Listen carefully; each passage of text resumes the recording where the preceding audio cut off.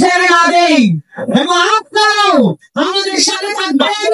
এবং এখানে যারা সংস্থা আছে বাইরে গিয়ে একটি ন্যূনতম সংস্কারের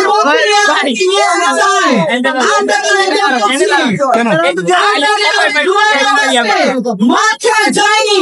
আমরা মৌলিক সংস্কার না পাও মাঠে চলে যাওয়া ইনশাল্লাহ আপনাদের সকলকে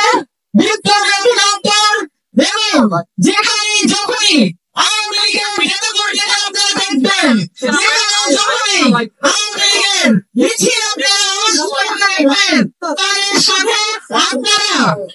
এক ধরনের পরিমাণ অবশ্যই করবেন এবং পুলিশের কাছে আপনারা সুপর্দ করবেন